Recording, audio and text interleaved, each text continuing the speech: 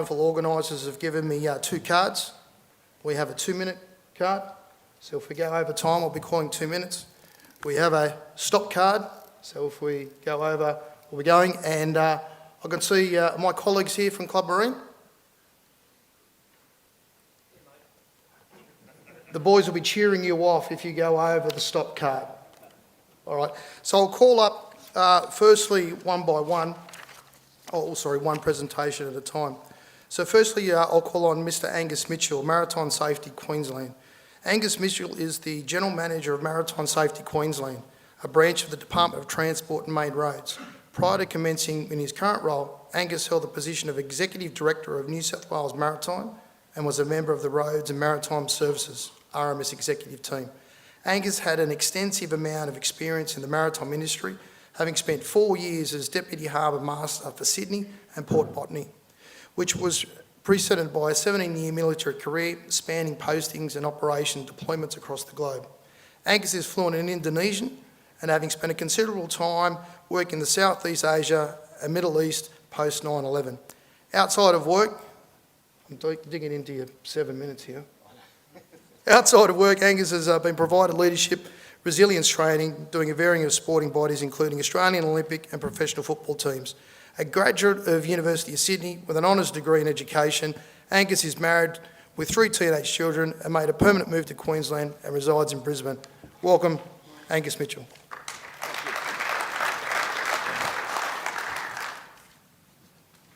Okay, thanks very much. Look, as I've got very limited time, I won't go too much into the background, but I'm just going to talk around war on wrecks. First thing I'm going to ask the audience, and given that you're from different states and some international, is there a problem in our industry and in the broader maritime industry on derelict vessels? I'm just going to put a show of hands where you think derelict vessels are a problem at the moment and potentially greater into the future. Okay, so what I'm going to talk about is probably nothing that's new to you, but it's a government responsibility, and it certainly is a network manager, to look at what's happening. And there's something that we've been doing for the last about 8 months in Queensland, and I've just come into in that regard. So the war on wrecks was established mid last year, and $20 million was put aside. Now, to be honest, there wasn't too much science around that $20 million. I think it was more that there was an understanding that there was an issue in Queensland across the waterways and something needed to be done. So what was the problem? And here's some of the snapshots of the things that we saw throughout Queensland waterways. And as we just heard, I was in New South Wales previously. Exactly the same issues existed there, in that vessels got to the end of their life, and rather than being disposed of responsibly or being taken off the waterways, they were simply left to rot and left to sink in cases like this, in some pristine waterways, in some back waterways, and there was a whole lot of issues that came about that. In terms of what we're going to do. So a terms of reference was set up in Queensland, and what did they do? They had to look initially around what are some of the things that we've done in the past, how have we got to the state that we're at. They looked at a bit of statewide consultation to make sure, is this an issue to just one waterway, Brisbane particularly, there was a lot of issues there, or was it more broadly throughout the state? Look at some of the causal factors. Was it because of a downturn in the GFC that suddenly people couldn't afford to look after boats? Was it a downturn in fishing industries that suddenly fishing vessels were no longer being used? What were some of the issues that were leading behind these vessels being left on the waterways? We then had to have a look at, well, what are some of the strategies to actually get rid of the vessels? What are the disposal strategies that we have in front of us? And how is that going to change over time? Getting rid of metal vessels, they can be cut up and they can go to recycle yards, etc. Getting rid of wooden vessels, not too much problem. Once you get to the 1980s and beyond, composite vessels, fiberglass vessels, they start to present an even greater challenge around disposal. And it's just New South Wales, not just Queensland that have had this. Obviously, this is an issue that's come very much to the forefront in places like Europe as well. But what's some of the long-term vision? So the long-term vision for us was very much around, this isn't the government's problem to solve forever and a day. We need to look at then how can we make vessel owners understand the problem and be more responsible around their responsibilities when they buy a boat, that there are disposal options at the end of its lifespan. But also around as a network manager. In Queensland, as in New South Wales, we like to see ourselves as a network manager, not simply just a purveyor of regulation and owning the policies, but around how can I get more people on the waterway, how can I better support industry so that there's greater boat sales? I'm a businessman like anyone else in that even though I work for government, the more people that have licences, that have registrations, that use the waterways, the more marinas, the better my customer base, the more relevant I become as a government agency. So this was one of the impediments to that industry growing. And it was also one of those problems where we had the broader community saw vessel ownership as a problem in many areas, particularly where boats are being left abandoned. So it was part of our responsibility to say, let's get ahead of this problem so the rest of the industry can grow as well. So what we did, we initially mapped out the Queensland coastline. We had a look at what are vessels that we know are derelict, that they have no owner. And we also looked at those that potentially were going to become derelict into the not too distant future. We then looked at, and this map here was something that was a living document in that every time something was identified, it had come up on the map. Every time it was resolved, and ideally it's resolved by us putting pressure on the owner to resolve it and get it off the waterway, or in some cases where we have to actually get rid of the vessel ourselves. And this particular map gets updated on almost a daily basis as we go through more of the waterways and get rid of more of the vessels. So what did we do? So initially what the government did was establish a task force, and it set up from members from Parliament, and it was very important to have government representation on that because I needed to solve problems of local communities. And the government of the day is there as a representative of all those local communities. We got other agencies like the Gold Coast Waterway Authority on board, we got Boating Industry Association on board, Rec Boating Councils on board, and also the agency that obviously was charged with delivering it was TMR, and in my case MSQ. We went out to public consultation. So we went out to public consultation. We looked at some of those cluster areas that the issues were occurring, and there were places like Port Douglas, Yeppoon, Gold Coast and Redlands in particular. That had some of the representations from Parliament, but there were also areas that we knew that the community had said to us, this is an issue in our waterway. And then we looked at a whole lot of those other stakeholder groups that were impacted. Local interest groups, the marine insurers, because obviously quite often they're at the end of some of these issues. Also through other government departments. So we're not the only government department that has access onto the waterways. So we had to look at all the other government departments that had an intersection into waterway management as well. So I'll just have a quick look there. So Kim Richards was the member for Edgelands. She's set up as the chair, and the deputy chair was the mayor of the Douglas Shire Council. So that gave us a very good government buy-in to solve the problem, having government members on the task force. So the next thing we're just doing a loop here. So what did we hear when we went out? That vessel life cycle was a bit of an issue. We needed to understand better registration and owner identification. A lot of the vessels that were being discarded, we couldn't determine who owned them. We also had to look at seaworthiness and what were the measures of seaworthiness. We had to look at insurance protocols and disposal opportunities. Waterways management going forward was another important part, and that's part of the ongoing work around what are the regulations on mooring and anchoring. What are some of the regulations for ship source pollution so that we can start getting ahead of these problems on a regulatory and compliance approach, as well as waiting till we have to actually clean them up at the end.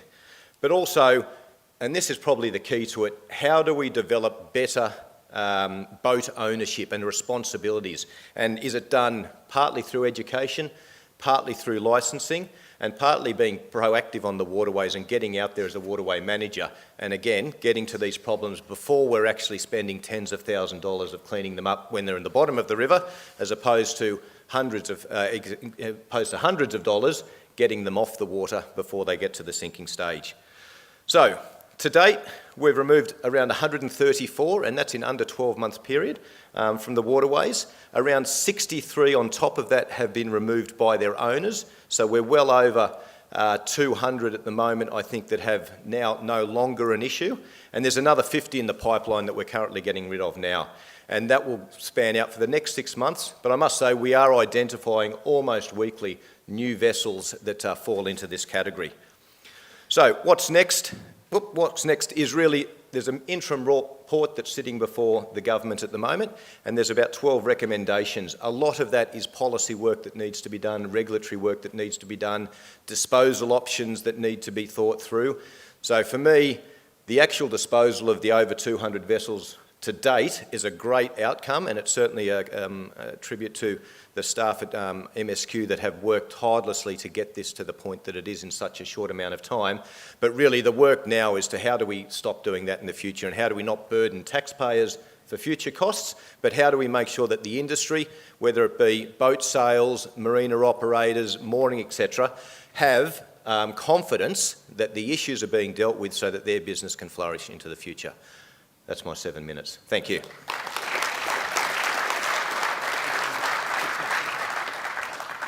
Thanks, Angus. I'll call on Mr. John Meehan from VTR. John has a Masters of Electrical Engineering, has a veteran in more than 45 years' experience in implementation of industrial automation, supervisory control and information systems in the resources, utilities, transport, manufacturing, construction and data centre sectors. This has covered all aspects of the value chain from strategic planning through to consulting, design, delivery and support. John has owned and operated several technology-based businesses for the last 30 years, with 20 of those in international arena. John.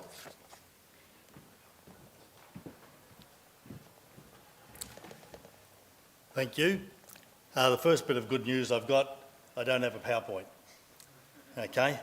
The second thing that's interesting is I don't know anybody here. Nobody knows me. Okay, so I've got no reason to feel embarrassed, have I? A brief introduction to the company VRT Systems. It's been pronounced two different ways already. It's actually VRT, so you weren't even consistent. But and it doesn't stand for anything. As indicated, our background is industrial, okay, and we specialise in monitoring and control systems. So why am I here? I'm a guest of Darren Wilkinson at MTech.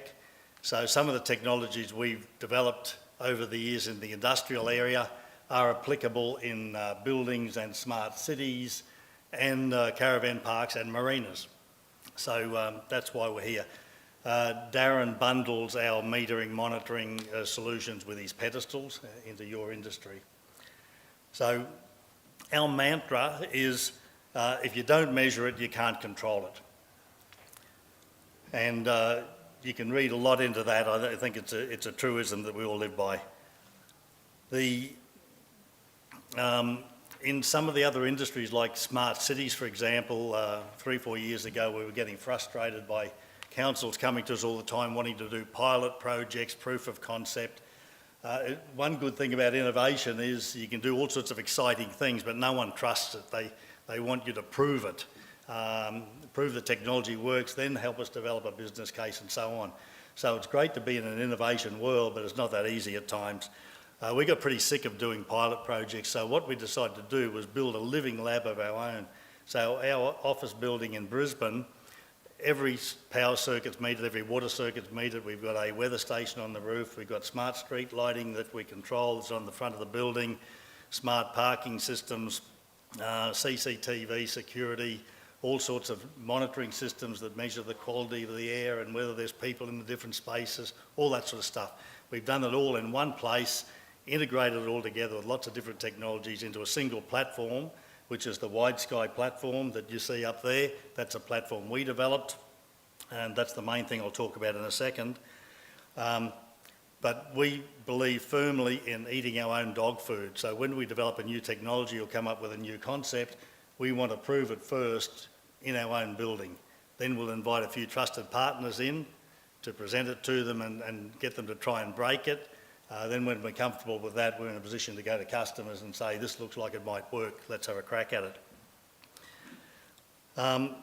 This website here is a public website. It's called widesky.cloud. If any of you at any time on any device from anywhere want to connect to that, you're welcome to do that. So everything I'm going to do now is on that public website. There's always a risk with technology that when you're doing live things like this, it breaks. It happened to Bill Gates twice. He blew screen twice when he was first introducing Windows. But anyway, hopefully ours will work. I've got Rob at the back helping me. So Rob, if you can just scroll down to the bottom, thanks mate. I'll just talk very briefly about our customers because there's a few interesting stories. So that page we're scrolling through now is basically just an electronic brochure. Okay, you can look at that. Yeah, thanks Rob. The VRT Systems has been around for 32, 33 years. The WiseSky technology we started to develop about 8 years ago. The bulk of it in the last 4 years. It's all very modern software based on cloud-type technologies. A lot of it was developed by Google, Amazon, Facebook, those sorts of people. Big scale, very solid stuff that they run their own businesses on. They open sourced a lot of that software and we were able to use it, bolt all the bits together with the other bits we wanted and come up with a very large scale, very robust data platform, an Internet of Things data platform, okay, that we can roll out to our customers. So of those customers there, Lend-Lease has probably got most relevance to you guys. So we do a lot of work with them in lots of different areas. One of the interesting ones is the Barangaroo redevelopment project down in Sydney at Darling Harbour. In the residential buildings there, we've done all the metering and monitoring for all those residences, the very high-end residences. They have 6 meters in every apartment, okay? The main reason for having all those meters is to bill from them, okay? And that's, in your industry here, that's the area of most interest that I've come across, is the only reason you want to put meters in so you can charge people for the consumption.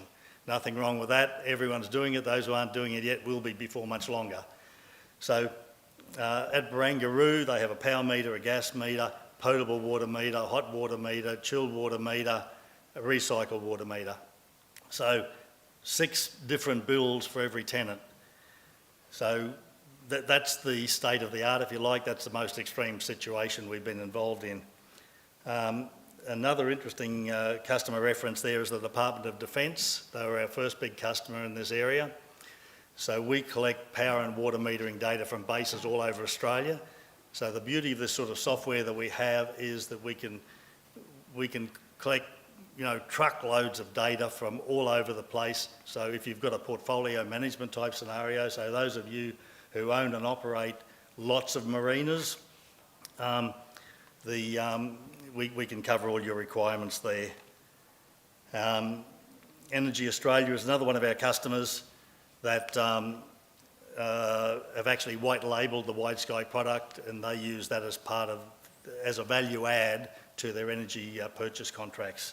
Rob, if you can just go into the Marinas example there, thanks mate. Okay, this is just a simple example of a sort of dashboard that would be available to a marina operator, and it shows in very simple KPI type things, dashboardy type things, power, water consumption and so on from all the different areas. There's a graphical display there that just shows the layout of a marina. Those circles change in size with the amount of power being consumed, or might be the amount of water being consumed. There's lots of different ways of presenting this data. The cost is in the metering, the instruments in the first place. I didn't bring them with me, but on the MTech stand out there, I've got some examples of the sort of meters we use. They're tiny little meters, so they fit easily into the pedestals, and they all mesh wirelessly together. So in your industry, wireless connections is obviously very important. We've used technology. The wireless meshing technology was actually developed by Google, and they open sourced it. So it has bank level security. It is extremely reliable, and one of the problems with wireless connections is they can often break. The beauty of a mesh type connection is if it breaks on one path, it'll automatically reconnect on another path, and sometimes we see connections going backwards away from the main connection to the internet point. It'll go backwards and around and connect up that way. So I'll leave it there. We do have on that website, if you get on that yourself, you'll see other industry examples. The one I'd point you to is the caravan park or lifestyle example, where there are a lot of add-on things that they're starting to do in some of these businesses that you may also want to do in marinas, and we can monitor and collect all of that. Thank you. Thank you, John. John Meehan from VRT Systems. VRT Systems. Our next speaker is John White, the Yacht, Harbour Association and Head of British Marine Features. John has been working in the marine industry for the past 20 years and has been a fanatical boater from the age of 10. Since first venturing out in the River Thames in a kayak, John has tried, enjoyed and participated in virtually every aspect of boating, water sports, both inland and coastal. John's been working closely with the British Marine in recent years on their Futures program, which aims to support and advise the UK leisure marine industry on boating products that will engage and retain future customers. John White.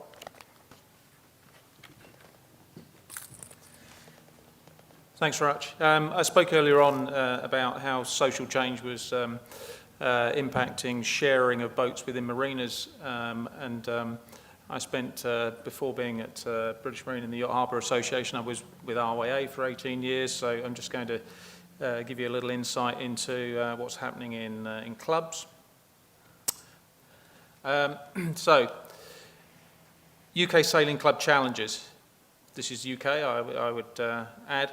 So the dynasty model is slowly failing. So dynasty model is the classic 2 adults and children, 2 kids classically and half a dog. The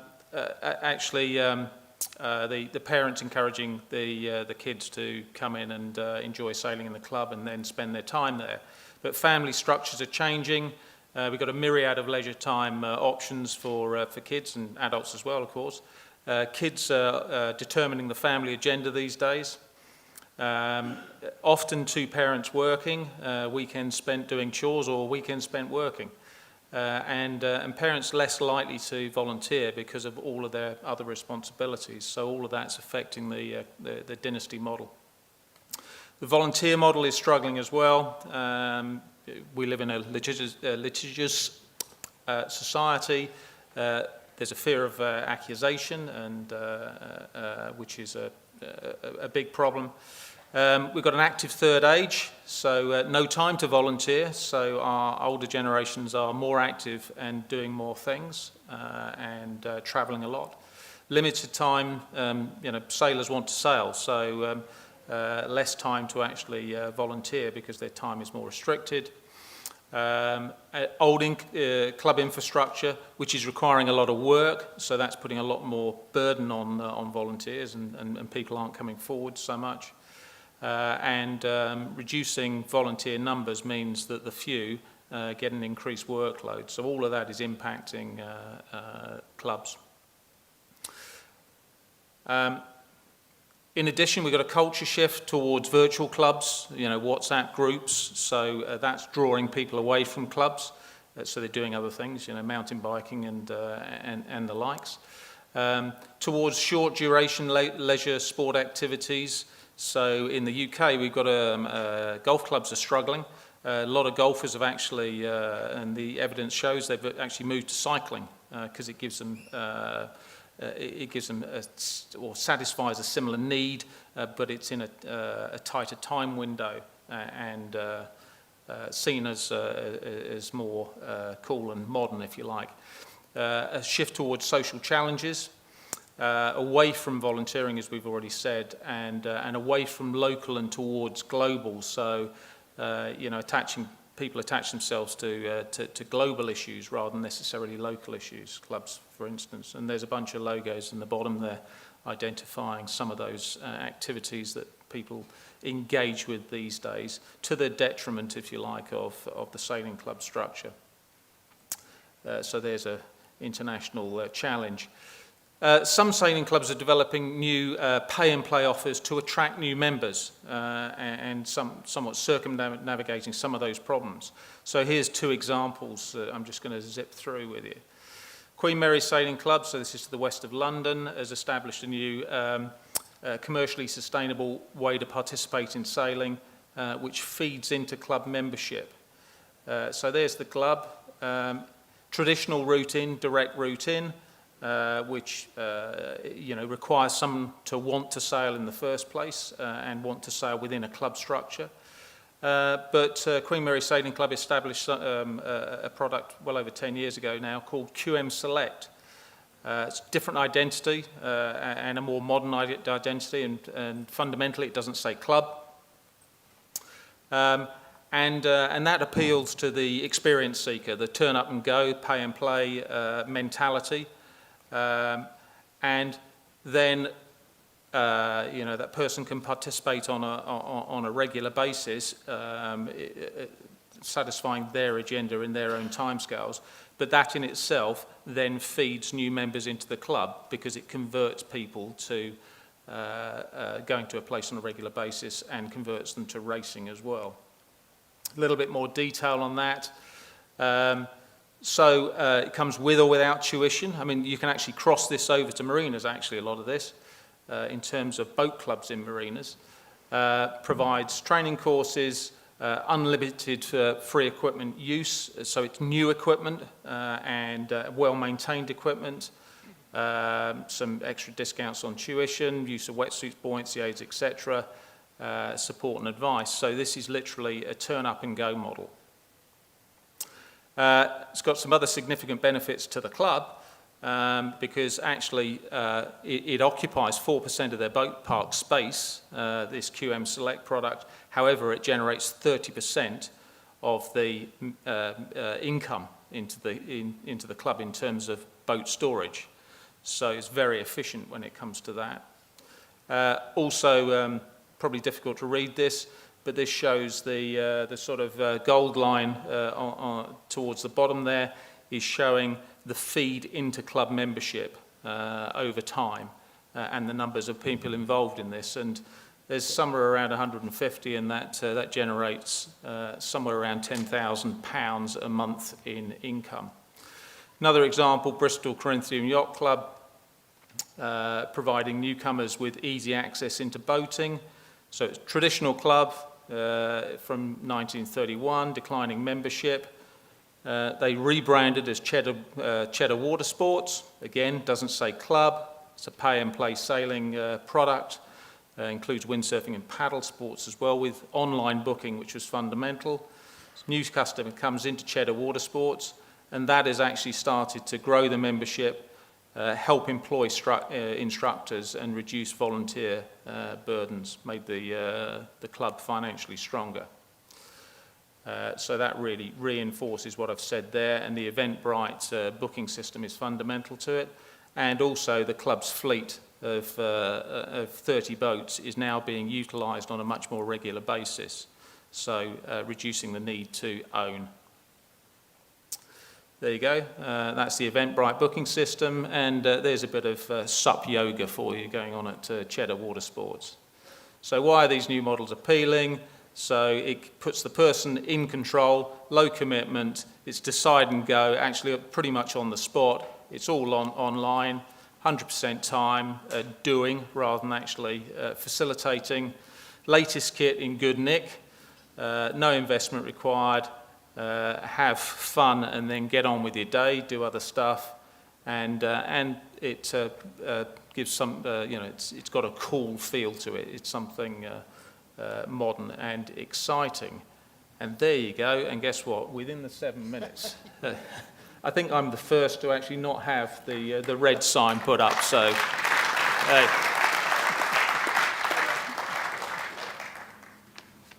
Thank you, John.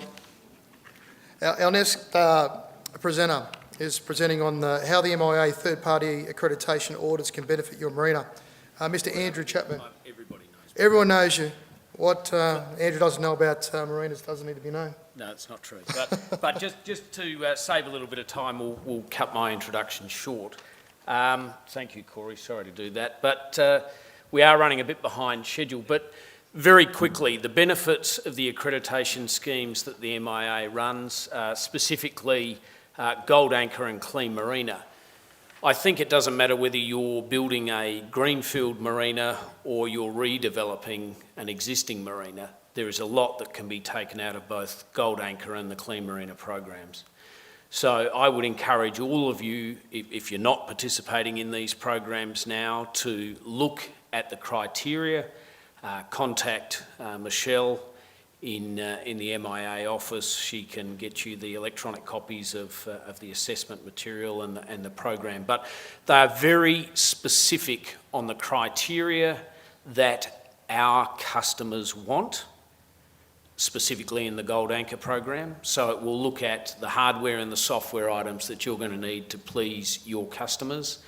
And in the Clean Marina program, it's all about compliance. So if you look at these two programs, if you tick the boxes, if you go through the lists, there are huge benefits to you as marina developers, marina operators, marina managers to minimise areas that you may miss, particularly with regulation compliance when it comes to the EPAs and council requirements, water quality monitoring, those sorts of things.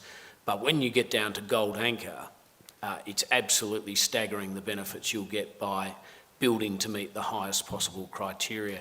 If you look at Phil McGowan as an example, and I could never really understand why Phil didn't participate in Gold Anchor for years and years and years, but little did we know, Phil got all the criteria and he redeveloped Birkenhead Point, and he redeveloped it to meet one criteria, and that was to be the first marina on Sydney Harbour to become Platinum Gold Anchor.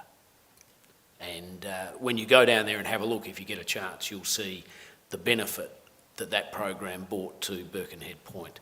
So I can't speak more highly of these two programs, recommend them to everybody in the room, and I hope we've made up a couple of minutes. Thank you, Corey. Thanks, Andrew. Our next presenter is speaking on people, the drivers of your business, Mr. Brett Bolton from Coriolis Marine. I hope I pronounced that right, Brett. Would you like me to do your bio? Oh, no, you're fine. No worries at all. Thanks, Brett. Thanks, Corey. When I started to write this and think about speaking to all of you, I was thinking more about just the businesses and people within the businesses. But over the last 2 days, with listening to everyone else and chatting outside, it's sort of expanded from that. And it's when I now wanted to speak to you today was not just about the people within the businesses and how important they are in a client-facing type of businesses that we run and operate, but the entire industry. And that is from industry bodies such as what Colin and Andrew do, but government as well, and how collectively everyone in all those areas is so important to our industry, the sustainability of businesses themselves and the industry for long term. And the way I see it at the moment is we're already on our way through a pretty big change, a step change within the industry. It's already started. And part of that got kicked off in the GFC, and that made some very fundamental hits to the industry from boat manufacturing globally. Saw a lot of manufacturers go out the back door, others have to adjust, people hold on to their money, banks change their policies, things like that. So the GFC was a major driver in some of those changes. Generational change, that's occurring, and there's been plenty of speak about that from Simon on the opening speech about the demographics and how people are going to consume now. And this is very important for us as business operators to really adapt to these changes and keep speed with what is occurring across the world, and also more so down into the micro areas that you operate individually. So what's happening now? The experience-based sharing, and that was from John and Phil and yesterday speaking around the share boat concepts. And when I used to be involved with Delbora Marinas, the share boating on Sydney Harbour, I feel tripled within the 4 years that I was managing those marinas. So it showed a massive increase in that. But having a good chat with John from Freedom last night, where Australia really hasn't seen the opportunity yet is in that smaller range of fun boats and in the market there, which really sits around, I think it's somewhere in the 95th percentile, is the smaller trailable sort of boats. So there is massive opportunity there for marinas, marine people or business operators to jump into that area and grow that part of the industry that hasn't been growing yet. So these are the fantastic opportunities that sit ahead of us. and rebuilding of community. So a little bit again touching on other people, what they've said is society's gone through change, and that is when I was young, sporting clubs was everything. Your whole community was based around different sporting clubs. You came together and those friendships lasted a lifetime. People are time poor. Parents don't get involved as much with participating, volunteering, all those sort of things to do that. So one thing I noticed in the last 5 years is an actual yearning for people to reconnect. So they've gone away, time poor, got a little bit internalised, but now people want to reconnect again. And our clubs, from boat clubs to commercial marinas, really have the opportunity to bring people together, provide a sense of community again to people, and there's massive opportunity in those areas if we look at what we can provide as business operators, whether it is a yacht club or a commercial marina. The outcomes can be pretty much the same as bringing people together. Repurposing of marinas from boat parks to recreational and tourism hubs. So this is occurring globally, and that can be a bit of from what John Hogan was talking about previously of brownfield sites. A lot of them were designed 30, 40, 50 years ago when it was all about the boat and servicing the boat. Now the upland side, which has got fantastic amenity and positioning, are primed for food and beverage offerings and hotel offerings and things like that, which then value add to the experience of the boater. And the boater's desires have changed with boats getting bigger, and that from primarily fishing sort of recreation to booze cruising is definitely the bit which is increasing in popularity. So something where I can see this trend, as I said, we're in the middle of it, it's already started. If you haven't considered it for your own facilities, go back, have a look at it, because there is massive opportunities in repurposing your facility upland. There's also on the water opportunities of creating floating F&B. That's been done and quite successful. People want to connect with the water. They love being over the water, on the water. So there's plenty of opportunity in those areas.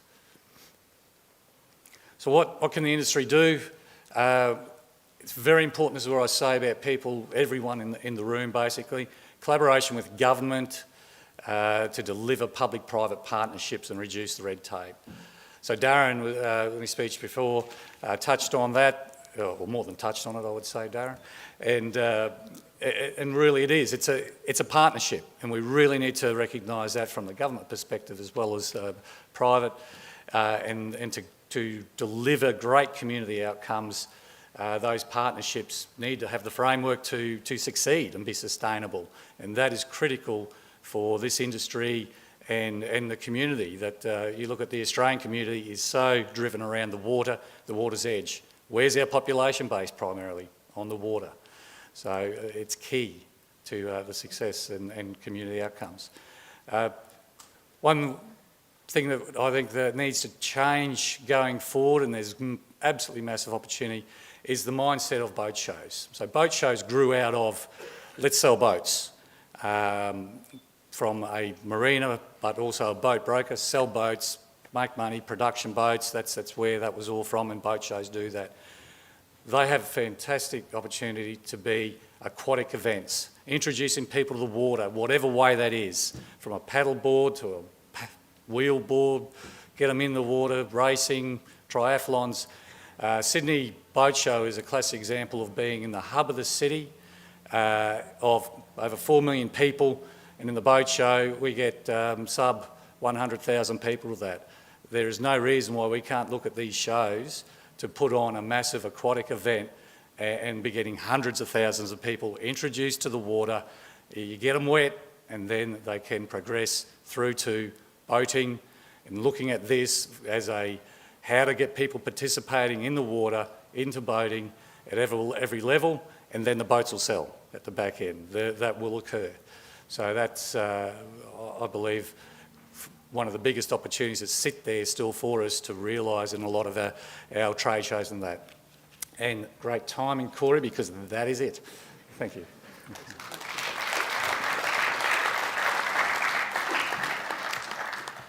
Our last presenter of today is talking about how to ensure effective working relationships between your club or commercial marina and the regulator. Peter Hopkins, Marine Safety, Tasmania. Thanks, Corey. Right, how to ensure an effective working relationship between your club or commercial marina and the regulators. Firstly, hands up those who've ever had an issue with a regulator. Not as many as I thought. That's pretty good. That's pretty good. Okay, so there are different types of relationships between industry and regulators. There's the directive approach, which is when the regulator uses its power.